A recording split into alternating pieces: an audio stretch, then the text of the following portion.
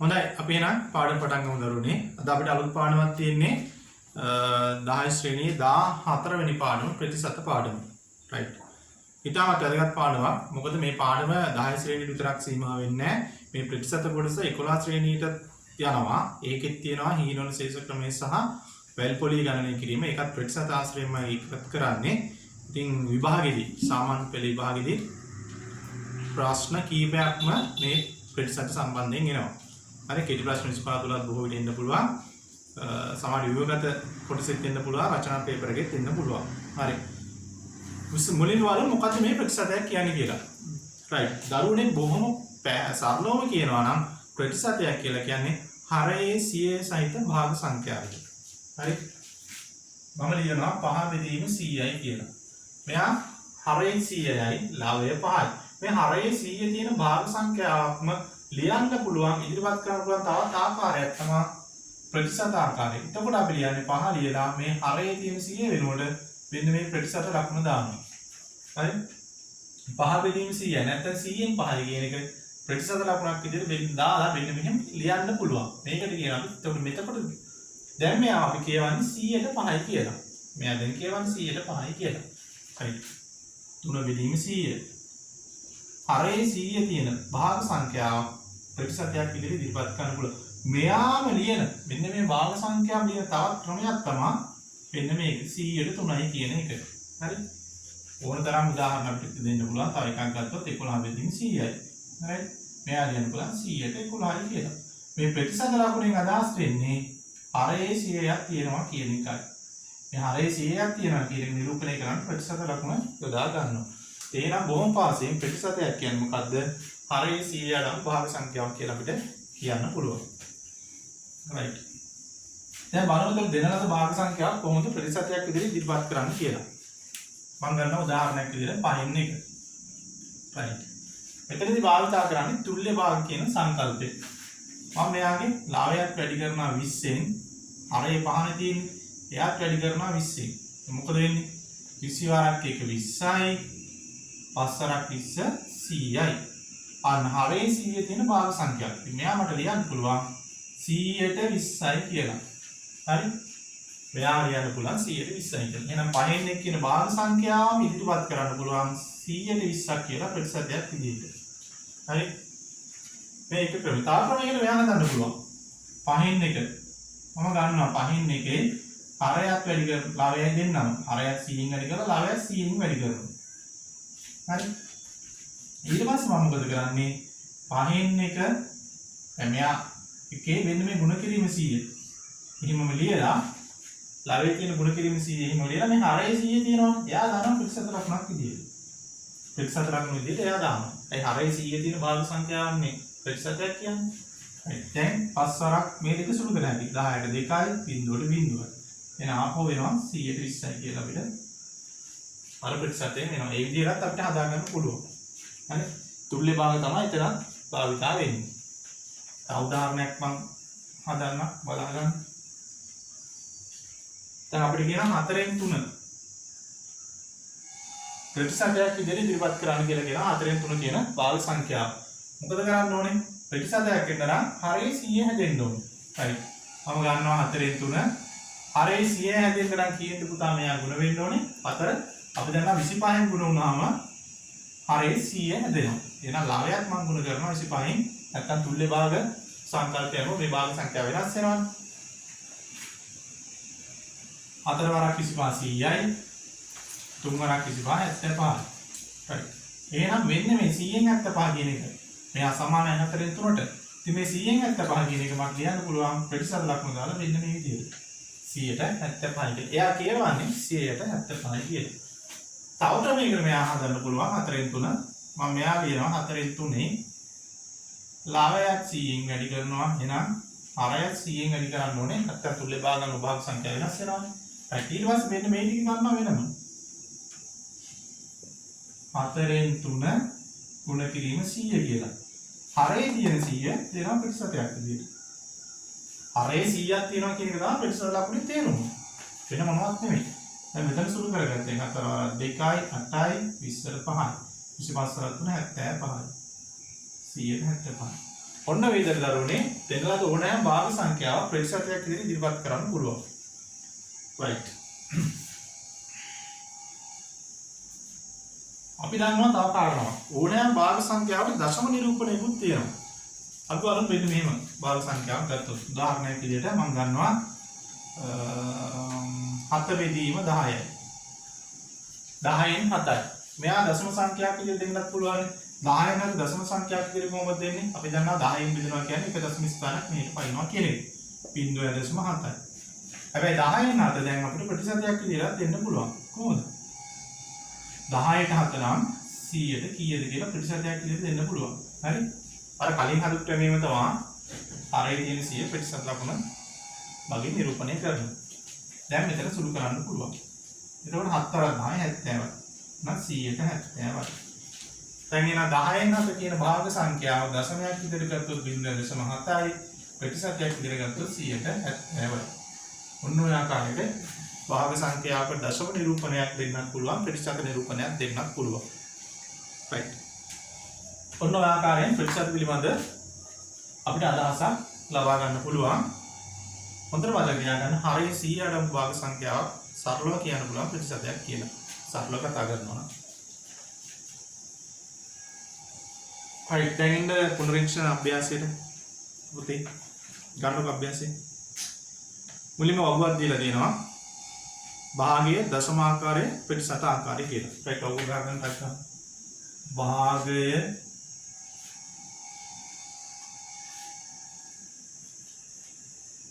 දශම ආකාරයේ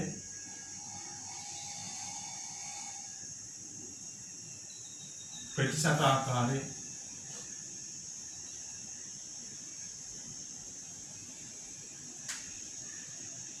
right භාග සංඛ්‍යා දීලා දෙනවා අපිට 1 2 3 4 5 6 1යි 2යි 3යි 4යි 5යි 6යි වලින් දීලා තියෙනවා දෙකෙන් එක ඊළඟට දීලා තියෙනවා පහෙන් 3 ඊළඟට දීලා තියෙනවා හිස්තැනක් ඊළඟට හතරෙන් එක ඊළඟට හිස්තැන දෙකක් right දශම ඉතින් alright වැඩි ඕනේ මෙතන දීලා තියෙනවා ඉන්ඩියන් පාඩියලම තියෙනවා පළවෙනි එකේ එතන 150 කියලා දීලා තියෙනවා ඊළඟ මේකේ පහෙන් 3 ඉන්ඩියන් 6යි කියලා දීලා තියෙනවා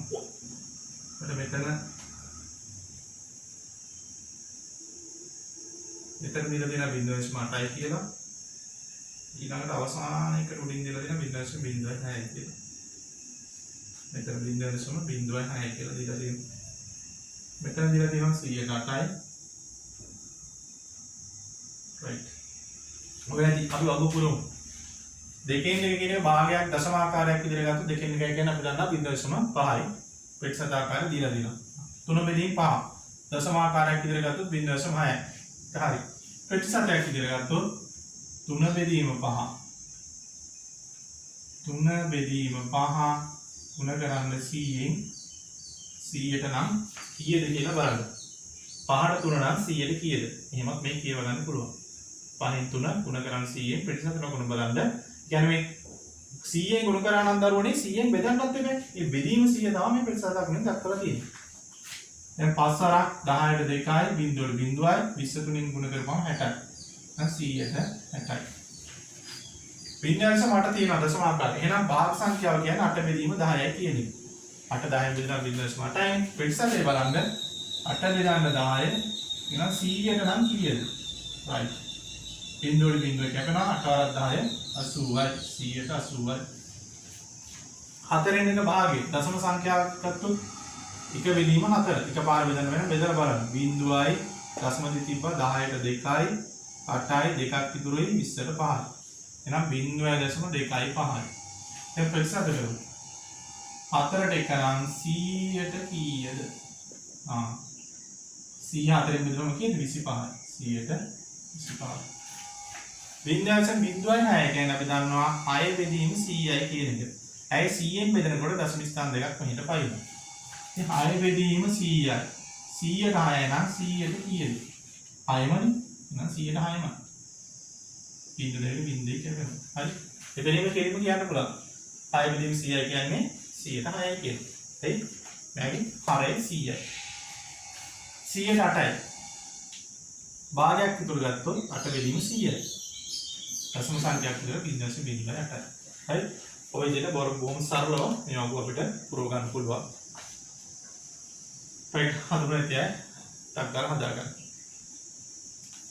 right දෙවෙනි කාණ්ඩේ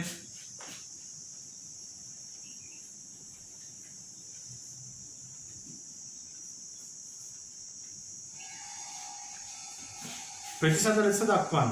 right රුපියල් 50ක් රුපියල් 200ක රුපියල් 50ක් රුපියල් 200ක 200ක රුපියල් 50 රුපියල් 200ක එතන 200 තමයි පුතා හරයට එන්න ඕනේ. එහෙනම් 200කින් 50 නම් 100කින් කීයක්ද කියලායි අහන්නේ. හරි. බිංදු දෙකට බිංදු දෙක කැපෙනවා 50 දෙකකින් බෙදනවාම 25යි. right. දෙවෙනි ගාන 725ක් රුපියලක 725ක් රුපියලක 725ක් රුපියලක right පුතා 7 වලින් ගන්නවා නම් දෙන්නම 7 වලින් ගන්න ඕනේ. රුපියල් වලින් ගන්නවා නම් දෙකම රුපියල් වලින් ගන්න ඕනේ. අවස්ථා දෙකම.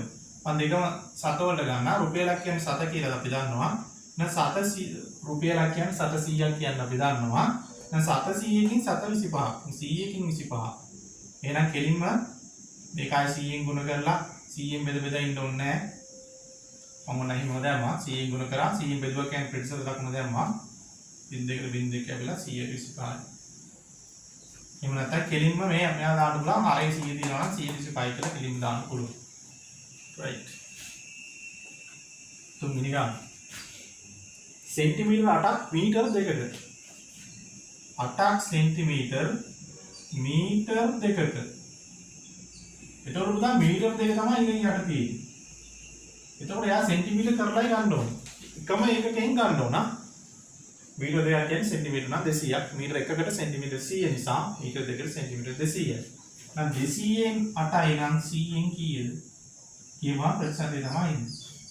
අනිවාර්ය ප්‍රතිශත ලක්ෂණ දාන්න ඕනේ. හරි. බින්දු දෙකට බින්දුවක් කැපෙනවා 8 දෙකෙන් බෙදනවා 4යි 100ට 4යි.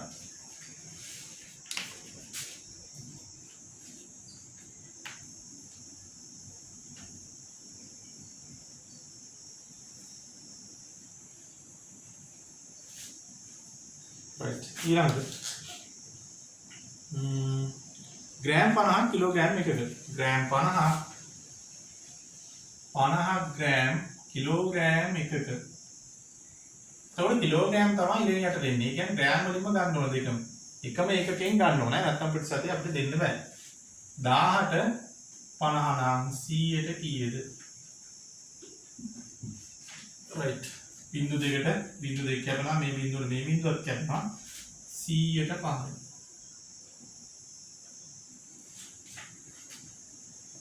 පස්වෙනි ගාන මිලිලීටර් 300ක් ලීටර එකක 300ක් මිලිලීටර එකක් ලීටර එක. right. එහෙනම් ලීටර එකක් කියන්නේ අපි දන්නවා 1000ක් මිලිලීටර. 1000ට 300 නම් 100ට කීයද බලන්න. මම කලින් කියලා දුන්න ක්‍රමයට හදන්න මොකද කරන්නේ 100න් ගුණ කරා 100න් බෙදුවා. ඊට පස්සේ මේ ටික අපි ගන්නවා වෙනම 300 බෙදීම 1000 ගුණ කිරීම 100යි. හරේ තියෙන 100 ප්‍රතිශතය විදිහට දෙනවා. ඒක තමයි ඔයාලා කිරීම කරන්නේ 1000ට 300 නම් 100ට කීයද කියලා මෙතන ප්‍රතිශත ලකුණ දාන්න. මේක ලියන්නේ නැතුව. එකම දේ තමයි කරන්නේ මේ බින් කරේ ඒක. බින්දුවේ බින්දුව කැපෙනවා මේ බින්දුවේ බින්දුව කැපෙනවා 30යි 100ට 30යි. ලමුන් 15ක් ලමුන් 40ක්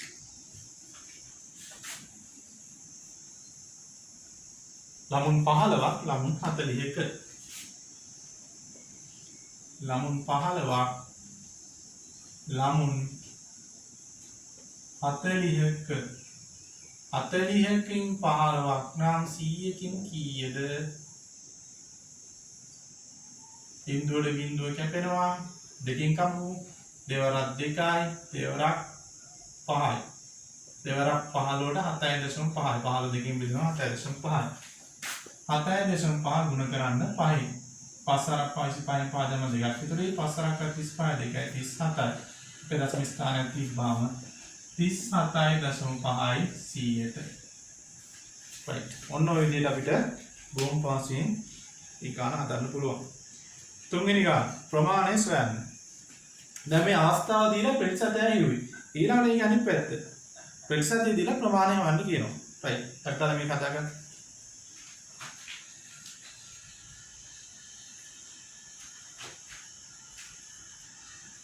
හරිනේ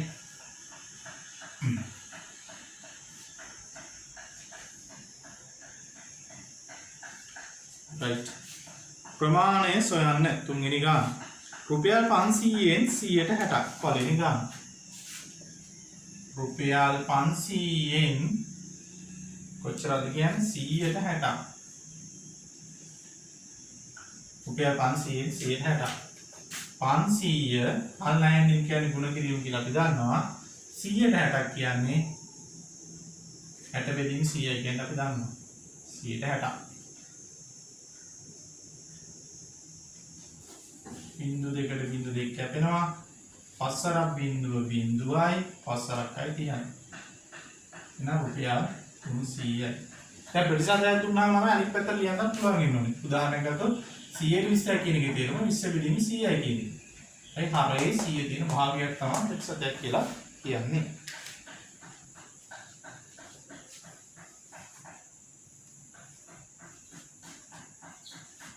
ඊළඟට කිලෝමීටර් 250න් 100ට 20ක්. දෙවෙනි ගාන 250ක් කිලෝමීටර වලින් 100ට 20ක්. right 250 ඔන්ලයින් එක කියන්නේ ගුණ කිරීම 100ට 20 කියන්නේ 20 බෙදීම 100යි කියන එක. නැත්නම් 100න් 20යි කියන එක. මේ බිංදුවට නම් මේ බිංදුව කැපිය හැකි. මේ බිංදුවට මේ බිංදුවත් කැපිය හැකි. 25 සරත් දෙක කීයද? 50 ඒකකයේ දාන්න කිලෝමීටර. right. තුන්වෙනි ගාන පැය 24න් 125. පැය 24න් 125ක් 24 ඔන්ලයින් එක කියන්නේ ගුණ කිරීම 125 කියන්නේ 100න් 25යි කියන එක 25 වරක් 100ට 4යි 24 4න් බෙදනවා කියලා ළමයි 6යි පැය ඒකට දාන්න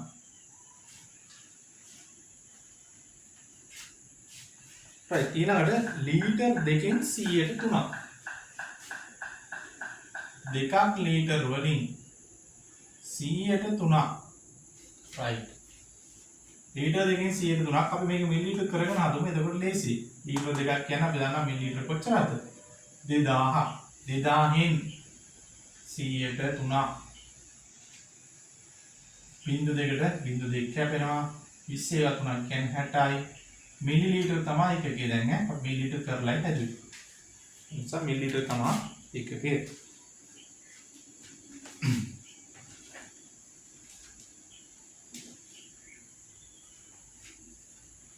ඊළඟට කිලෝග්‍රෑම් එකෙන් 115ක්.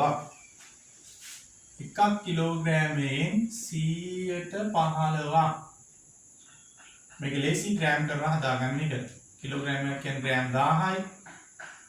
10න් 100ට 15ක් බිංදු දෙකට බිංදු දෙක කැපෙනවා 10 ගුණ කිරීම 15 කියන්නේ 150යි ග්‍රෑම්.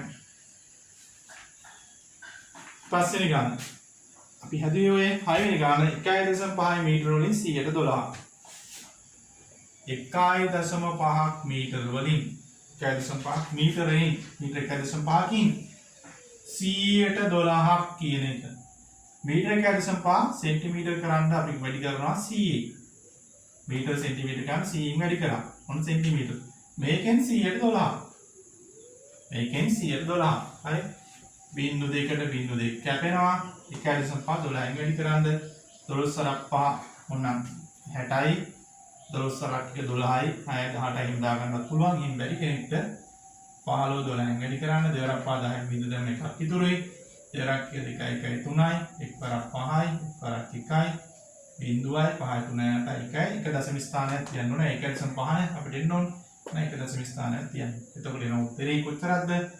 18ක් සෙන්ටිමීටර. ඒකට දාන්න. ඒක සෙන්ටිමීටර කරලා තමයි අපි හැදුවේ. එහෙනම් උත්තරේ සෙන්ටිමීටර වලින් එන්නේ. right. දැන් ප්‍රතිශත ගැන හොඳ අවබෝධයක් දරුවන්ට තියෙනවා. දැන් යන පාඩමේ ඉතිරි කෑල්ලට.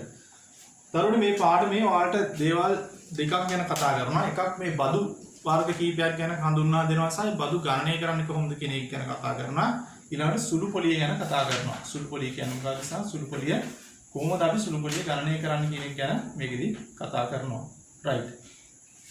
දැන් මේ ප්‍රතිශත කියන එක ළමයි ඉතාමත් වැදගත්. අපිට එදිනදා ජීවිතේ වැඩ කටයුතු කරගෙන යාමේදී මේක බොහොම වැදගත් වෙන දෙයක්. මොකද දැන් ගණිත ඉගෙනීමේ එක අරමුණක් තමයි මේ කමියුනිකේෂන් ස්කිල්. ඒ කියන්නේ අදහස් සුමාරු කර ගැනීම හැකියාව වර්ධනය කරගන්න එක.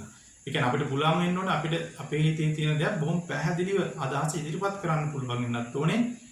තව කෙනෙක් කියන දේක් තේරුම් ගන්න පුළුවන් වෙන්නත් ඕනේ. ඔය දෙකම දිනු වෙන්න ඕනේ. මම සරලම අදහස කිව්වේ අදහස් සුමාරු කර ගැනීම සම්බන්ධයෙන්. ඉතින් මේ ප්‍රතිශත කියන එකත් ඉතාමත් වැදගත් වෙනවා. මේ මූල්‍ය ගණන් සම්බන්ධයෙන් මේ අදහස් සුමාරු කර ගැනීමේදී බොහොම සරලව පැහැදිලිව ඒ අදහස් ඉදිරිපත් කරගන්න ප්‍රතිශත ඉතාමත් වැදගත්.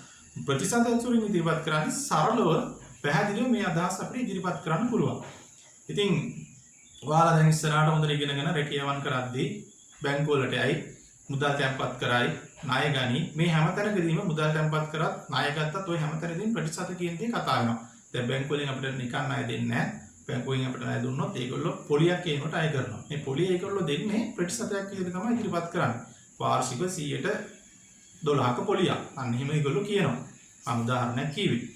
ඉතින් ඒ වගේම එදිනදා ජීවිතේ ඔයගොල්ලෝ වෙළසල් වලට ගිහලා බඩු භාණ්ඩ මිලදී ගැනීමේදී උදාහරණයක් විදිහට ඉලෙක්ට්‍රිකල් බඩු කඩවලට ගිහපම ටීවී ෆ්‍රිජ් වගේ මිලදී ගද්දී ගොඩක් තැන් වල ගහලා තියෙනවා අත්පිට මුදල් විකිණීමේදී 15ක වට්ටමක් දෙනවා 12ක වට්ටමක් දෙනවා.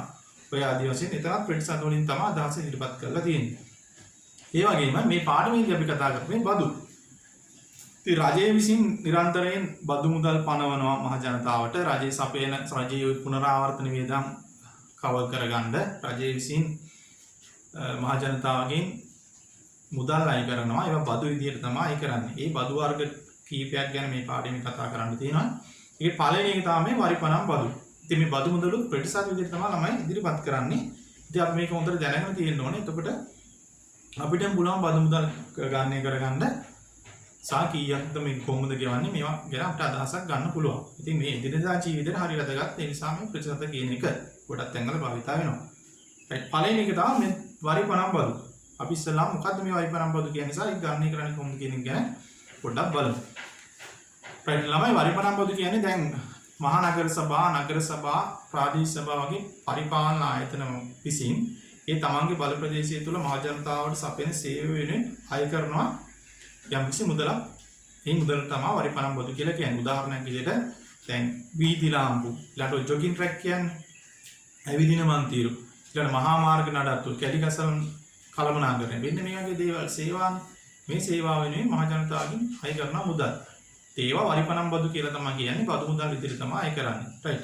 උදාහරණයක් මගින් අපි බලමු මොකද්ද මේ වරිපණම් බදු සහ ඒක වරිපණම් බදු කියන්නේ මොකද්ද කියන එක දැන් කිව්වා. කොහොමද මේක ගණනය කරන්න කියලා උදාහරණයක් මගින් බලමු. તો මේක තව විශේෂ දෙයක් තියෙනවා. මේ ළමයි මේ වරිපණම් බදු ගෙවද්දී අපිට මුළු වර්ෂයේම ඕනනම් බදු මුදල ගෙවන්නත් පුළුවන්. නැත්නම් කාර්තු වශයෙන් ගෙවන්නත් පුළුවන්. කාර්තුවක් කියන්නේ ළමයි අවුරුද්දකින් 4 එකක්. කියන්නේ මාස 3න් 3ටත් මේ බදු මුදල ගෙවන්න පුළුවන්. කාර්තුවකට ගණනය කරන්නත් පුළුවන්. මුළු අවුරුද්දටම ගණනය කරලා ගෙවන්නත් පුළුවන්. හරි. අන්න ඒකත් චුට්ටක් ඔළුවේ තියාගන්න. right උදාහරණයක් බලමුකෝ අපි. වරිපණම් බදු. ඉස්සරලාම ඉන්නේ. මුලින්ම ඔයාලට මේ බදු වර්ග කීපය පිළිබඳව පොඩි කෙටි හැඳින්වීමක් කරලා නිදසුන් කීපයක් සාකච්ඡා කරනවා. ඊට පස්සේ අපි අභ්‍යාසයේ ගණන් ටික හදමු. එතකොට මේක ගැන හොඳ අවබෝධයක් ඔයාලට එයි. මෙන්න මේම ගාන මම උදාහරණයක් දෙනවා ඔයාලට. වාර්ෂික වටිනාකම රුපියල් 48000ක් ලෙස තක්සේරු කර ඇති නිවසක් සඳහා 106ක වාර්ෂික වරිපණම් බදු මුදලක් අය කෙරේ. කාර්තුවක් සඳහා ගෙවිය යුතු වරිපණම් බදු මුදල ගණනය කරන්න කියලා කියනවා. දැන් මේ වාර්ෂික වටිනාකම කියන එක ළමයි තක්සේරු දෙපාර්තමේන්තුව කියලා තියෙන දෙපාර්තමේන්තුවක් රජයේ ආයතනයක්. ඒ ආයතනයෙන් තමයි ඒක තක්සේරු කරන්නේ. ඒගොල්ලෝ කියනවා වාර්ෂික වටිනාකම මෙච්චරයි කියලා. ඔයාලා නිවසක් හරි ව්‍යාපාරික ගොඩනැගිල්ලක් කඩ කාමරයක් හරි තියෙනවා නම් ඒක වාර්ෂික වටිනාකම මෙච්චරයි කියලා ඒගොල්ලෝ තක්සේරු කරලා කියනවා. ඒක අවුරුද්දෙන් අවුරුද්ද වෙනස් වෙන්නත් පුළුවන්. හරි. එතකොට යන්නේ තක්සේරු වටිනාකමින් ප්‍රතිශතයක් තමයි බදු විදියට අය කරන්නේ. හරි. රයිට්. මේ ගාන විදියට වාර්ෂික වටිනාකම වාර්ෂික වටිනාකම රුපියල් 48000යි. රයිට්. වාර්ෂික වටිනාකම රුපියල් 48000යි. 100ට වාර්ෂික වරිපණම් බදු මුදලක්. වාර්ෂික වරිපණම් බදු ප්‍රතිශතය 100ට 6යි. අපෙන් අහනවා බදු මුදල කීයද කියලා. වරිපණම් බදු තමයි. නමුත් බදු මුදල කියලා මම කෙටියෙන් ලියන්නම්. බදු මුදල ළමයි උතර මතක තියාගන්න. ගණනය කරන්නේ වාර්ෂික වටිනාකමෙන්. එතකොට මේ 48000න් 48000න් 100ට 6ක් තමයි ගණනය කරන්නේ. එතකොට 48000න් 100ට 6ක් කියන්නේ කීයද කියලා බලමු. බිංදු දෙකට බිංදු දෙක කැපෙනවා. 480 ගුණ කරන්න 6යි. රුපියල් ඇන්නේ 6 වරක් බිංදුවයි 6 වරක් 48න් 8 දැම්ම 4ක් ඉතිරි 6 වරක් 24න් 4 28යි. දැන් රුපියල් 2880යි වරිපණම් බදු මුදල මේ අවුරුද්දටම වාර්ෂිකයටම. දැන් කාර්තුවකට කිව්වොත් මේක හතරෙන් බෙදලා ගන්නවා. හරි. රයිට්. උදාහරණයක් හදාගන්න. රයිට්. කාර්තුවක් සඳහා අපි කියන ඔය වාර්ෂිකයට කියවන වරිපණම් බදු මුදල. රයිට්. එහෙනම් කාර්තුවකට බදු මුදල මම මේ හදන්නම්. කාර්තුවට බදු මුදල කාර්තුවක් කියන්නේ ළමයි අවුරුද්දෙන් 4න් එකක්. එහෙනම් මේ රුපියල් 2880 බෙදන්න ඕනේ 4යි. 28ට 4 වරක් 7යි 8ට 2යි බිංදුවයි. රුපියල් 720යි. එහෙනම් කාර්තුවකට බදු මුදල රුපියල් 720යි. මෙන්න මේ විදිහට බොහොම පහසෙන් අපිට වරිපණම් බදු මුදල් ගණනය කරගන්න පුළුවන්.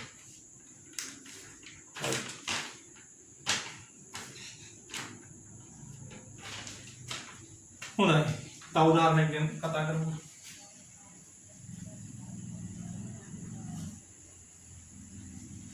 රයිට්. තව උදාහරණයක් ලියා ගන්න. නගර සභා බල ප්‍රදේශයක පිහිටි ව්‍යාපාරික ගොඩනැගිල්ලක් සඳහා වාර්ෂික තක්සේරු වගේ රුපියල් 45000කි. කාර්තුවකට අය කරන වරිපණම් බදු මුදල රුපියල් 450කි. අය කරන වාර්ෂික වරිපණම් බදු ප්‍රතිශතය සොයන්න. රයිට්. තක්සේරු වගේ දීලා තියෙනවා. වාර්ෂික තක්සේරු වගේ. වාර්ෂික තක්සේරු වගේ දීලා තියෙනවා රුපියල් 45000යි. right. ඊළඟ දින කාර්තුවකට බදු මුදල දීලා දෙනවා. අපිට දීලා දෙනවා කාර්තුවට බදු මුදල. රුපියල් 450යි කියලා. අපෙන් අහනවා වාර්ෂික බදු ප්‍රතිශතය අපෙන් අහනවා. කාර්තුවකට බදු මුදල කියන්නේ ළමයි අවුරුද්දකින් 4න් එක කරන්නේ. දැන් වාර්ෂික බදු ප්‍රතිශතය හොයන්න නම් වාර්ෂිකම කියන බදු මුදල හොයා ගන්න ඕනේ. එහෙනම් වර්ෂයටම කියන බදු මුදල.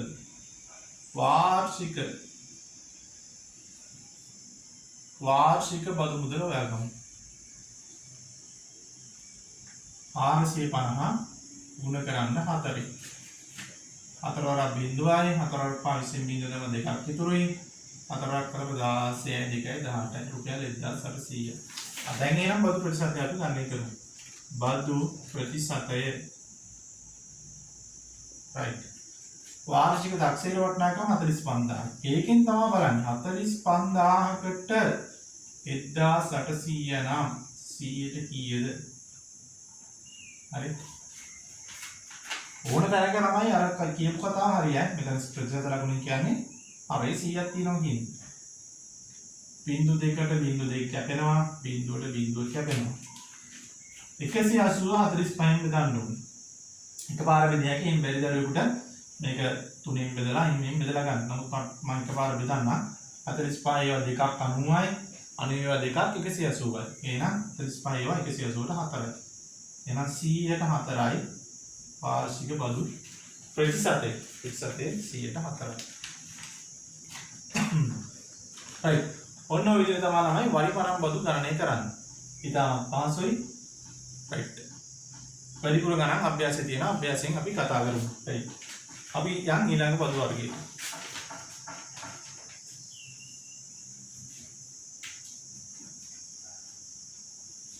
right. ඊළඟට තියෙනවා ළමයි අච්චුපදේ දීලා තියෙන පිළිවෙලට මම තීරු බදු. right. තීරු බදු සම්බන්ධයෙන් තමයි ඊළඟට කතා කරන්න තියෙන්නේ. right. පොඩි අදහසක් ගමු අපි මොනවද මේ තීරු බදු කියන්නේ කියලා. ළමයි රටකට භාණ්ඩ ආනයනය සහ අපනයනය සිද්ධ වෙනවා. ඒ කියන්නේ අපේ රටේ තියෙන භාණ්ඩ පිට රටට යවනවා.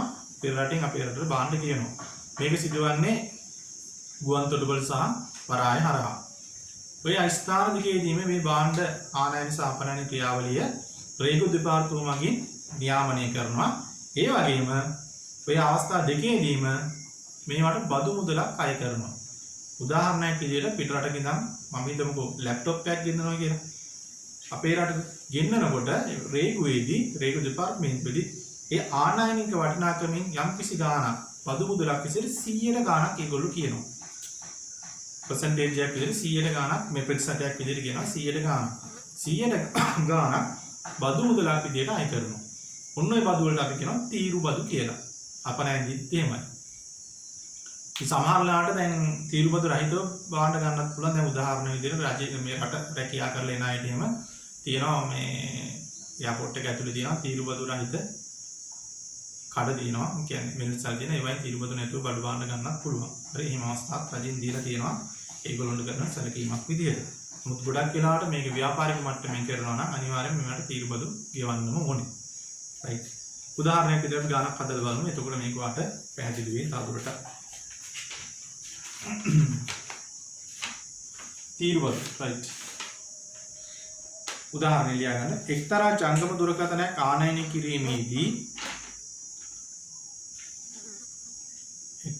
ජංගම දුරකථනයක් ආනයනය කිරීමේදී එහි වටිනාකමින් 112ක් තීරු බදු ලෙස ගෙවිය යුතුය.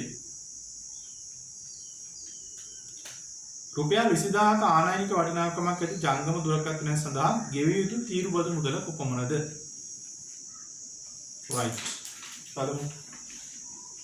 ආනයනික වටිනාකම. ආනයනික වටිනාකම රුපියල් 20000යි. 20000 නේ අපිට දීලා දෙන්නේ. ඔව්. තීරු බදු ප්‍රතිශතය දීලා දෙනවා. තීරු බදු ප්‍රතිශතය